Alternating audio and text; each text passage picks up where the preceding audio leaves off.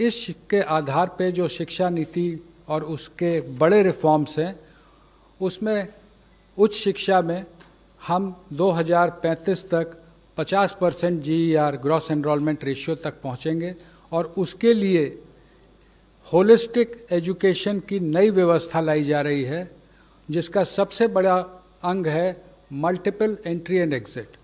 आज की व्यवस्था में यदि 4 साल इंजीनियरिंग पढ़ने के बाद या 6 सेमेस्टर पढ़ने के बाद किसी कारणवश मैं आगे नहीं पढ़ सकता हूं, तो मेरे पास कोई उपाय नहीं है, मैं आउट ऑफ द सिस्टम हो जाता हूं।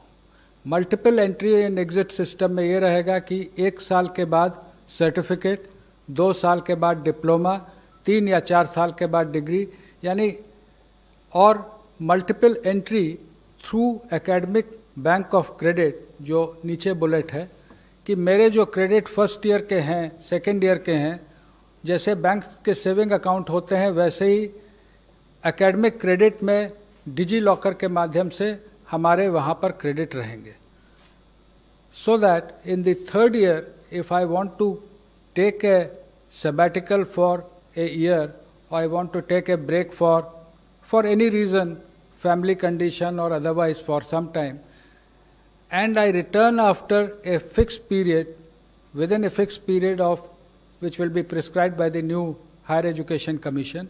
If I come back to the education system, I will not be asked to repeat the first and second year. My credits are already there in the academic credit bank. I will utilize those credits for my further education. इसमें ये भी व्यवस्था रहेगी multiple entry और exit में कि जो लोग 4 साल का डिग्री प्रोग्राम करेंगे, जो आगे रिसर्च में जाना चाहते हैं उनके लिए अलग व्यवस्था 4 साल डिग्री प्रोग्राम, जो नौकरी में जाना चाहते हैं जैसे हम लोग यहाँ पर हैं तो हम लोग 3 साल के डिग्री प्रोग्राम यथावत पूर्व की भांति रहेंगे, लेकिन 4 year degree programme with 1 year MA and direct no MPhil, they can go to PhD। एक और व्यवस्था जो इसमें की गई है वो ये है कि ये सारे प्रोग्राम जो होंगे ये मल्टी डिसिप्लिनरी होंगे। आज की जो व्यवस्था है, जब मैंने शिक्षा ग्रहण की थी महोदय, कि फिजिक्स ऑनर्स के साथ केमिस्ट्री, मैथमेटिक्स या जूलॉजी, बॉटनी लिया जा सकता है, उसके साथ फैशन डिज़ाइनिंग नहीं ली जा सकती थी। मल्टीपल डिसिप्लिनरी एजुकेशन की जो हम लोग बात कर रहे हैं उसमें मेजर और माइनर की व्यवस्था होगी। जो मेजर प्रोग्राम जो डिसिप्लिन का है उसके अलावा माइनर प्रोग्राम भी लिए जा सकते हैं। इसका फ़ायदा ये होगा, 2 फायदे इस पूरे सिस्टम के, कि आर्थिक या अन्य कारण से जो लोग ड्रॉप आउट हो जाते हैं वो वापस सिस्टम में आ सकते हैं बिना अपना समय गंवाए हुए। दूसरा कि जो अलग अलग विषयों में रुचि रखते हैं, बहुत से फिजिसिस्ट होते हैं जो कि म्यूज़िक में रुचि रखते हैं, लेकिन उसके लिए फॉर्मल उनको कोई व्यवस्था नहीं रहती है। नई व्यवस्था में मेजर और माइनर्स के माध्यम से ये व्यवस्था रहेगी कि व्यक्ति मल्टी डिसिप्लिनरी, वेल राउंडेड, अपने इंटरेस्ट के हिसाब से इंजीनियरिंग और म्यूज़िक अगर सीखना चाहता है, अगर वहाँ संस्थानों को मल्टी डिसिप्लिनरी बनाया जाएगा, यूनिवर्सिटीज़ को मल्टी डिसिप्लिनरी बनाया जाएगा, वहाँ वो शिक्षा ले सकता है। Next please. Graded autonomy of autonomous colleges, ये आप में से प्रायः बहुत लोग अवगत होंगे कि हमारे देश में लगभग 45,000 कॉलेजेस हैं जिनको हम संबद्धता प्राप्त एफिलिएटेड कॉलेजेस कहते हैं। किसी किसी विश्वविद्यालय में तो इनकी संख्या 800 तक पहुंच गई, जिसके कारण न केवल गुणवत्ता में गिरावट आती है बल्कि विश्वविद्यालय परीक्षा केंद्र ही बने रहते हैं, लगातार वहाँ परीक्षा चलती रहती है। ग्रेडेड ऑटोनॉमी की व्यवस्था ये होगी कि उनके एक्रेडिटेशन स्टेटस के आधार पर A+, A, B, उनको अलग अलग एडमिनिस्ट्रेटिव और एकेडमिक ऑटोनॉमी और फाइनेंशियल ऑटोनॉमी कॉलेजेस को दी जाएगी। जो A+ हैं वो ज़्यादा ऑटोनॉमी पाएंगे, A वाले उससे कम, और B ग्रेड में जो रहेंगे उनको कहा जाएगा कि आप अपने आप में सुधार लाएं, तब आपको आगे इसमें व्यवस्था की जाएगी। नेशनल मिशन ऑन मेंटरिंग, जिसमें जो हमारी फैकल्टी है उसके उन्नयन और जो हमारे छात्र हैं उनको अच्छे मेंटर मिले, उनके एलुमनाई से, उनके टीचर से, इसकी व्यवस्था रहेगी। आज के दिन में as of today we have UGC, AICTE and National Council for Teacher Education. There will be single regulator for higher education. एक रेगुलेटर रहेगा जो कि सारे एजुकेशन, हायर एजुकेशन को एक ही रेगुलेटर देखेगा। उसमें अलग अलग एक्रेडिटेशन के लिए, अप्रूवल्स के लिए, फाइनेंसिंग के लिए अलग अलग वर्टिकल रहेंगे, लेकिन एक रेगुलेटर रहेगा। और वो regulator self disclosure based, online self disclosure based transparent system पे काम करेगा।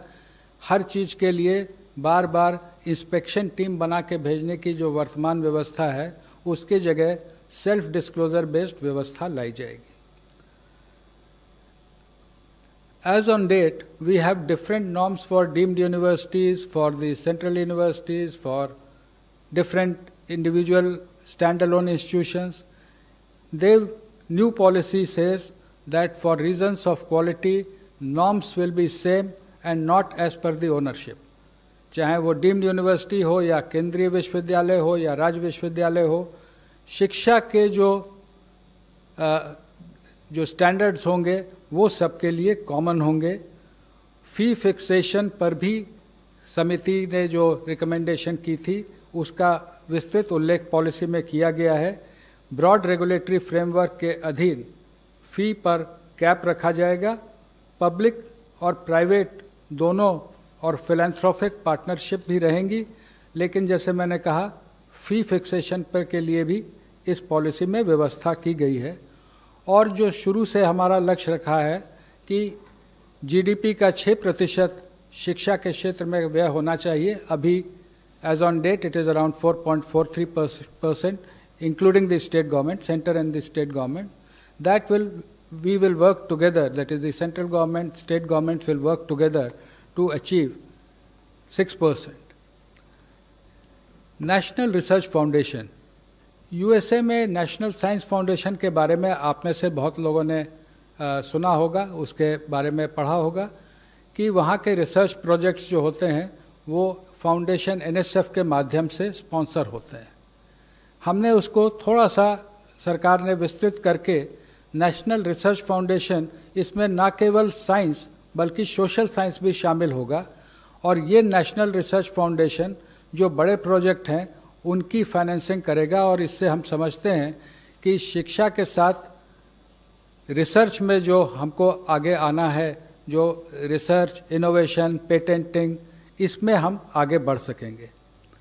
शिक्षा के अंतर्राष्ट्रीयकरण के बारे में पॉलिसी ने विस्तार से चैप्टर 12 में उल्लेख किया है।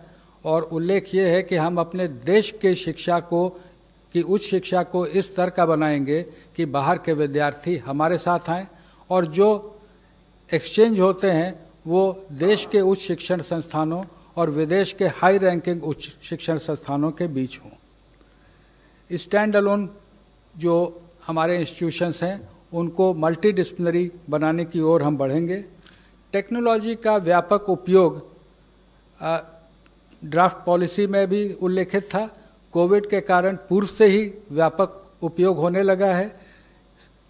पॉलिसी में लिखा है कि टेक्नोलॉजी का व्यापक उपयोग होगा विथ इक्विटी, यानी हम समावेशी रूप से टेक्नोलॉजी का उपयोग करेंगे, लेकिन इस प्रकार से करेंगे कि जो हमारे साथी पीछे हैं या जो आर्थिक कारणों से जिनके पास डिवाइस या कनेक्टिविटी में रुकावट है, तो हम उनको साथ लेते हुए आगे बढ़ेंगे। No child should be left behind. Technology will be used but every child will be taken on board. Indian knowledge system के बारे में जो विस्तार से चर्चा की गई है, लेकिन सभी भाषाओं पर ध्यान देते हुए जो हमारे इंस्टीट्यूट्स हैं, लैंग्वेज फैकल्टी के रिसर्च जो लैंग्वेज पे होता है, जो क्लासिकल इंस्टीट्यूट हैं जैसे क्लासिकल तमिल, क्लासिकल तेलुगु, कन्नड़, और जो CIL मैसूर है जिसमें और इंडियन लैंग्वेजेस हैं, उन सब पे ये जोर दिया जाएगा कि जो साइंटिफिक और लिटरेचर है जो अलग अलग भाषाओं का है उसको हम लोग आगे लाएं, और ट्रेडिशनल आर्ट्स, जो आर्ट्स यानी कि उसमें क्राफ्ट भी सम्मिलित हैं, लोक विद्या जिसको हम कह सकते हैं, जो पीछे कई बार हम लोग मॉडर्नाइज होने के लिए आगे बढ़ते हैं लेकिन जो हमारे लोक विद्याएँ छूट जाती हैं उनको भी हम आगे ले जाएंगे। और टेक्नोलॉजी का, जैसे मैंने आपसे उल्लेख किया, यूज़ ऑफ टेक्नोलॉजी, इसमें 4 मुख्य हैं। शिक्षा की जो योजना बनेगी, education planning, teaching, learning and assessment, जो समस्याएं आज देखने को आ रही हैं विशेषकर असेसमेंट में, एग्ज़ाम्स के बारे में, टीचिंग, लर्निंग एंड असेसमेंट में हम टेक्नोलॉजी का इस प्रकार उपयोग करेंगे कि semester wise, mid semester wise ये टेक्नोलॉजी के उपयोग से 360 डिग्री असेसमेंट होगा। उसका उल्लेख जब स्कूल में आएंगे तो आप हमारे सहकर्मी करेंगी। मैंने पहले भी कहा, access to the disadvantage groups, disadvantage could be economical, disadvantage could also be due to differently abled persons, उनके बारे में भी विशेष उल्लेख है कि दिव्यांगजनों के लिए टेक्निक का और टेक्नोलॉजी का उपयोग कर हम कैसे उनको शिक्षा में आगे बढ़ाएंगे।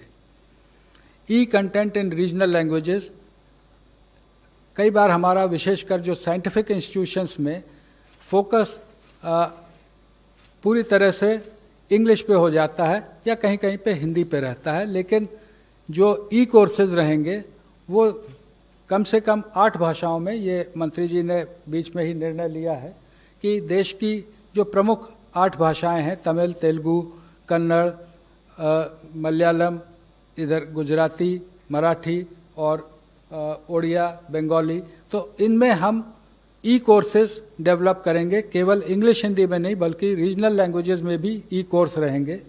वर्चुअल लैब्स पर कार्य आईआईटी मद्रास ने शुरू कर दिया है।